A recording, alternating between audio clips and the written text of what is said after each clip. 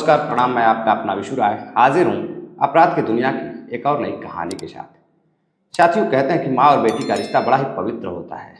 बेटियाँ माँ के दिखाए हुए रास्ते पर चलती हैं और माँ से ही बहुत कुछ सीखती हैं। लेकिन आज की कहानी में एक माँ ऐसा कदम उठाती है कि बेटी भी उसी राह पर चल पड़ती है और फिर एक दिन एक बेहद ही खौफनाक कत्ल होता है। और कत्ल की हकीकत जब सामने आती है तो माँ बेटी के रिश्ते को बेहद ही शर्मसार कर देने वाली होती है। किसी को यकीन नहीं हो रहा था कि ऐसा भी हो सकता है एक माँ बेटी के इश्क में। तो आइए जानते हैं कि आखिर ऐसा क्या हुआ, उस माँ बेटी ने ऐसा क्या किया।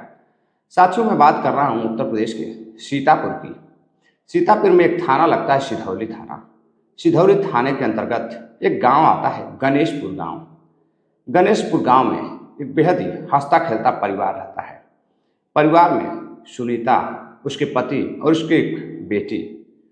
कुछ दिनों बाद बेटी की शादी हो जाती है एक बेहद ही हैंडसम लड़के के साथ। उधर बेटी अपने ससुराल चली जाती है और इधर माँ अपने पति के साथ रहती थी। सुनीता अपने पति के साथ रहती थी। लेकिन एक दिन उसकी पति से अनबन शुरू हो जाती है। अब देखते ही देखते सुनीता अपने पति से अलग हो जाती है। लेकिन कुछ दिनों बाद उसके पति की भी मौत हो जाती है। अब सुनीता अकेले ही रहती थी। तभी सुनीता की मुलाकात एक व्यक्ति से होती है जिसका नाम रहता है राज मिश्रा। राज मिश्रा काफ़ी पैसे वाला और चर्चित व्यक्ति रहता है। अब वह सुनीता के घर आता जाता था। आते जाते वो सुनीता को पसंद करने लगता है। एक दिन जब घर पर कोई नहीं रहता तो सुनीता के घर वह जाता है। सुनीता के घर जाता है, रुकता है और बातों ही बातों में सुनीता के साथ प्यार का इजहार कर देता है। अब सुनीता भी उसे पसंद करने लगी थी। वह सुनीता की बेहद मदद करता था। अब वह सुनीता भी उससे प्यार करने लगती है और राज मिश्रा भी उसे दिल दे बैठता है। यानी कि एक शादीशुदा महिला जो कि विधवा हो जाती है, अब उससे राज मिश्रा मोहब्बत करने लगता है। अब ना उसे परिवार की चिंता थी ना अपने घर की। लेकिन जो राज मिश्रा रहता है वह बौना भारी अटरिया का रहने वाला रहता है। यानी कि वहाँ से काफ़ी दूर अक्सर कर आता जाता था अपने परिवार को छोड़कर। अब सुनीता के प्यार में इस कदर बेकरार हो जाता है कि उसकी खूबसूरती में इस तरह से पागल हो जाता है कि वह अब सुनीता के साथ उसके घर पर रहने लगता है, लिव इन रिलेशन में रहने लगता है। अब धीरे धीरे वह उसके साथ रहने लगता है और उसके साथ अनेकों बार शारीरिक संबंध बनाता है, उससे मोहब्बत करने लगता है। अब ना इससे सुनीता को एतराज़ था ना राज मिश्रा को एतराज़ था, दोनों एक साथ रहते थे। लेकिन इन संबंधों के बारे में आसपास के लोगों को शक हो चुका था। लोग जानने लगे थे कि शायद सुनीता का अफेयर राज मिश्रा के साथ चल रहा है। अक्सर कर राज मिश्रा उसे लेकर घूमने के लिए आता जाता था तो लोगों को शक होता था और कहते हैं कि दीवारों के भी कान होते हैं। अब इधर मुस्कान अपने पति के साथ बेहद खुश थी। बेहद ही खूबसूरत बेटी, खूबसूरती की धनी। धीरे धीरे समय बीतता गया। अब शादी को कई साल हो जाते हैं।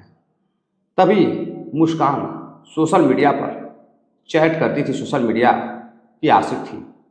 दिन भर जब भी खाना वगैरह बनाने से, काम धाम से फुर्सत मिलता था, मुस्कान सोशल मीडिया पर एक्टिव रहती, लोगों से बातें करती, लोगों की रील्स देखती।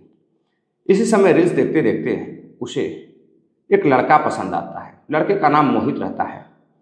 अब मोहित से बातचीत करने लगती है। बातचीत आगे बढ़ती है तो धीरे धीरे दोनों में दोस्ती हो जाती है। अब जब दोस्ती आगे बढ़ती है तो दोनों अब आए दिन सोशल मीडिया के माध्यम से बातें करने लगते हैं। अब बात इतना ज़्यादा बढ़ जाती है कि दोनों एक दूसरे को दिल दे बैठते हैं। अब प्यार भरी बातें करते हैं। और इधर पति जब परेशान होता उसके फ़ोन से तो फ़ोन को कभी बंद कर देता तो कभी उसे चुरा कर रख देता तो कभी फ़ोन को लेकर अब झगड़े शुरू हो जाते हैं। अब इसी बीच मुस्कान अपने पति से परेशान हो जाती है।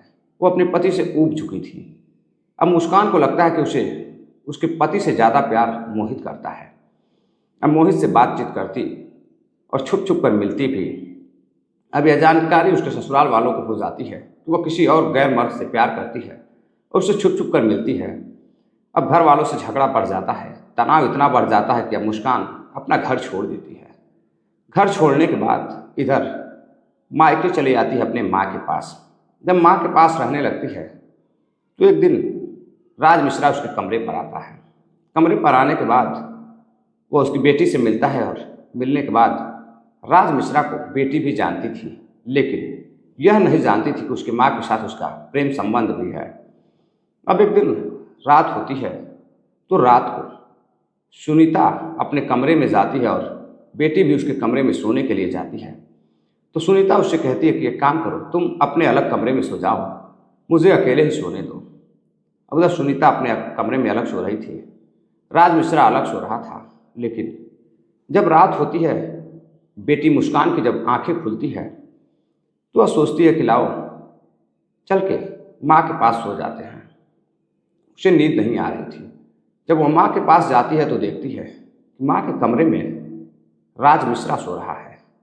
जैसे ही दरवाज़ा खुला था, दरवाज़ा जब खोल के अंदर जाती है तो माँ और राज मिश्रा को आपत्तिजनक स्थिति में देखकर वह चक्का रह जाती है, उसके पैरों तले जमीन खिसक जाती है। अब वहाँ से वह चली जाती है और दोनों को पता भी नहीं चलता। अगले दिन वो अपने माँ से कहती है कि माँ, यह क्या माजरा चल रहा है?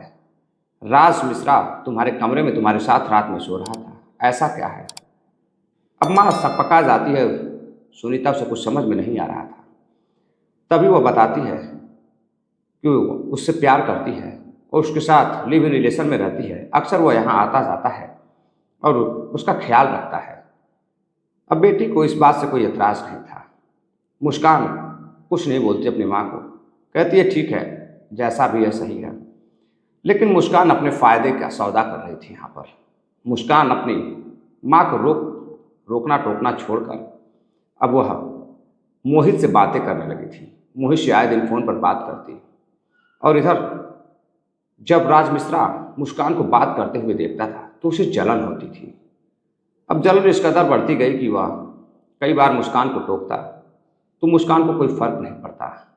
अब मुस्कान एक दिन मिलने के लिए मोहित को एक जगह बुलाती है और वहाँ जाकर उससे मिलती है। और मिलने के बाद देर रात जब घर आती है तो राज मिश्रा उसकी अपने प्रेमिका सुनीता से कहता है कि सुनीता देखो, यह सही नहीं कर रही है, तुम्हारी बेटी आजकल किसी गैर मर्द से बात कर रही है, ससुराल वालों को छोड़ आई है और हमारे सर पर बोझ बनकर बैठी है, और इधर वह छुप छुप कर किसी से मिलती है, बातें करती है। अब सुनीता अपने प्रेमी की बात को सुनती है तो उसे लगता है कि राज मिश्रा सही कह रहा है। अब वह मुस्कान को मना करती है। मुस्कान से कहती है कि देखो, आए दिन जो तुम बातें करती हो, किसी से बात करती हो, यह सही नहीं है। अब मुस्कान कुछ बोलती नहीं है, कहती है ठीक है, मैं आज के बाद मैं किसी से बात नहीं करूँगी। लेकिन फिर वह बात करना जारी रखती है, छुप छुप कर बातें करती थी। अब इसी दौरान राज मिश्रा उसे पसंद करने लगा था। वह भी उस पर दिल हार चुका था। उसकी नीयत मुस्कान को देखकर, उसकी खूबसूरती को देखकर खराब हो चुकी थी। अब वह रातों को माँ के साथ, उसकी सुनीता के साथ समय व्यतीत करता तो दिन भर मुस्कान के साथ बैठकर बातें करता। अब मुस्कान को शक हो चुका था कि यह व्यक्ति सही नहीं है, यह उसे भी अपने प्रेम जाल में फंसा रहा है। अब एक दिन राज मिश्रा उससे कहता है कि वह उसे पसंद करता है। तभी मुस्कान कहती है कि नहीं, मैं किसी और से बातें करती हूँ, मैं किसी और को पसंद करती हूँ। अब राज मिश्रा इस पर आग बबूला होता है, वह नाराज़ हो जाता है। फिर वह उसके माँ के पास जाकर कहता है कि सुनीता, तुम्हारी लड़की बहुत बिगड़ चुकी है, वह किसी के साथ प्रेम संबंधों में है, उससे आए दिन बात करती है, कहीं उसके साथ कुछ गलत ना हो जाए, उसका फ्यूचर खराब हो जाएगा। एक काम करो कि उसके ससुराल वालों से बात करो, उसके घर समझा बुझा कर मामला सॉल्व कर भेज दो। अब इधर सुनीता अपना मामला सॉल्व करने के बारे में सोचती है, लेकिन मुस्कान जाने के लिए तैयार नहीं थी। वह अपने ससुराल नहीं जाना चाहती थी। वह ससुराल वालों को छोड़कर मायके पूरी तरह से आ चुकी थी। अब वह अकेले ही अपना जीवन मोहित के साथ काटना चाहती थी। अब मोहित पर वह फिदा थी। अब मोहित भी जी जान से चाहता था और दोनों एक दूसरे से इस कदर प्यार करते थे कि दोनों अब शादी तक करना चाहते थे। लेकिन इसी बीच एक दिन जैसे ही सुनीता घर में कामकाज कर रही थी, वैसे ही राज मिश्रा किचन में जाता है मुस्कान के पास और कहता है कि मुस्कान, अगर तुम मेरा ख्याल रखोगी तो तुम्हें कोई समस्या नहीं होगी, मैं तुम्हारी बहुत मदद करूंगा, जो तुम चाहोगी वह मैं करूंगा, मैं तुम्हें बहुत पसंद करता हूं। अब इधर सारा माजरा मुस्कान समझ चुकी थी। अब मुस्कान अपने प्रेमी से बात करती है बात करती है और उसे सारा माजरा बताती है कि एक माँ का प्रेमी है जो उसके पीछे हाथ धोकर पड़ा हुआ है, आए दिन उसके साथ गंदी बातें करता है, उससे मिलता जुलता है और उसे परेशान करता है। अब मोहित को जैसे ही यह बात पता चलती है कि उसकी माँ का आशिक राज मिश्रा उसे पसंद करता है और परेशान करता है, तो अब अपने बारे में सोचने लगता है। उसे डर लगता है कि कहीं उसकी प्रेमिका उसे छोड़कर ना चली जाए। अब उस इतना प्यार करता था कि वह परेशान होकर अब एक प्लान बनाता है। उसके बाद जो लड़की रहती है 20 जुलाई को रात को सोती है, लेकिन तभी 21 जुलाई को वह सुबह निकलती है और शाम को घर लौटती है, करीब रात 8 बजे घर लौटती है। लेकिन सुनीता अब अपने प्रेमी को फ़ोन कर रही थी, लेकिन उसका कुछ पता नहीं चल रहा था। अब अगले दिन 22 जुलाई को मुजफ्फरपुर क्रॉसिंग के पास एक कच्चा रोड जाता है। उसी पर एक व्यक्ति 22 जुलाई साल 2024 की सुबह 6 बजे वहाँ से जब गुजर रहा था, तो सड़क के किनारे झाड़ियों के पास जैसे ही वह रुकता है किसी काम से, तो वह देखता है कि एक व्यक्ति की लाश पड़ी हुई है। और जब उसके पास जाता है तो देखता है उसका गला कटा हुआ है। अब फौरन वो पुलिस को फ़ोन करता है और मौका वारदात पर पुलिस पहुंचती है और देखते ही देखते कई लोगों की भीड़ लग जाती है। अब जब पुलिस लोगों को हटाकर बॉडी को देखती है तो बड़ी हैरान रहती है। बड़ी ही बेरहमी से, खौफनाक तरीके से एक व्यक्ति का गला रेता हुआ था, गला काट दिया गया था और हाथों पे भी, सीने पे भी चोट के निशान थे। अब पुलिस फौरन ही बॉडी को पोस्टमार्टम के लिए लेकर जाती है और उसकी पहले शिनाख्त करवाती है, लेकिन कहीं से कुछ पता नहीं चलता है। लेकिन तभी एक व्यक्ति बताता है, यह व्यक्ति पास के ही गांव में अक्सर आया जाया करता है और इसका नाम राज मिश्रा है। और राज मिश्रा जो है अटरिया का रहने वाला है, बौना भारी गांव का। अब पुलिस फौरन ही उसके घर वालों को सूचना देती है और जैसे ही घर वालों को पता चलता है उसके बेटे का बेरहमी से कत्ल कर दिया गया है, तो बड़े ही अफसोस के साथ माँ बाप अब परेशान होते हैं और अपने बेटे के कातिल को पकड़ने के लिए अब एक शिकायत दर्ज कराते हैं, FIR दर्ज कराते हैं कि उसकी बेटे की हत्या जिसने भी की है उसे जल्द से जल्द पकड़ा जाए। अब उन्हें उसके बेटे के बारे में कुछ भी पता नहीं था। उन्हें लगता था कि उनका बेटा बाहर रहकर काम करता है। अब पुलिस जांच पड़ताल शुरू करती है। तभी पुलिस को पता चलता है कि पास के ही गणेशपुर गांव में अक्सर यह व्यक्ति आया जाया करता था। अब पुलिस उनके घर जाती है और सुनीता से पूछताछ करती है, तो सुनीता बड़ी हैरान थी। दरअसल उसे उस कत्ल के बारे में कुछ भी पता नहीं था। अब उसकी बेटी से पूछताछ करती है तो भी दोनों पुलिस को बताते कि वह रात को तो घर ही पर थे और वह 2 दिनों से घर पर नहीं आया था। अब पुलिस हैरान थी कि आखिर कत्ल किसने किया होगा।